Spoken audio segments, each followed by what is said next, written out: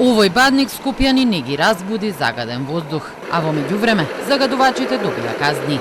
Според табелата на платформата за мерење на аерозагадувањето iCure Air, нивото на PM честички денеска во главниот град е 47, далеку зад нездравите параметри во изминатиот период. На листата на најзагадени 15 градови во светот, во моментов нема ниту еден од Македонија.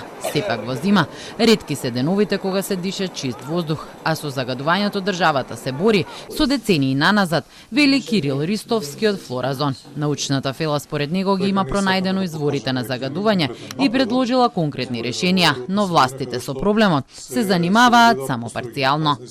Како главен, да кажам, предизвикувач или фактор за нарушувањето на квалитетот на менталниот воздух, поготово во зимските периоди, се явуваат домаќинствата, односно начинот на кој што тие се загреваат. Секако тука на второ место е сообраќајот, па дури на трето место се наоѓа индустријата, односно градежништвото.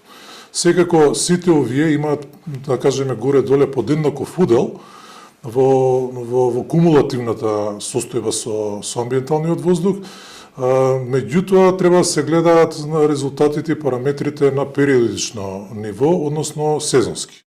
Државниот инспекторат за животна средина до 20 декември минатата година спровел 1700 инспекциски надзори за амбиентален воздух, а покренати се 4 кривични пријави и над 30 прекршочни постапки. А и според инспекторатот, најголемо влијание врз квалитетот на воздухот во Скопје имаат домаќинствата, па потоа се обраќаат индустријата. Ристовски смета дека падот на животниот стандард на граѓаните е причината поради која домаќинствата загадуваат. Буквално во тие домови во периферијата на градот се согурува се и сешто. Од, да кажеме, стар намештај, отпадни материи, имаме, кажи го, дури други видови на отпад, а неретко се среќаваме во локалните, да кажеме, компании кои што се во надлежност на општините. Пред се тука се вие мали услужни сервиси, автомобилски сервиси и така натаму. Неретко се среќаваме со ситуација да ги загреваат и нивните работни простори со отпадни моторни масла, што секако е забрането со закон.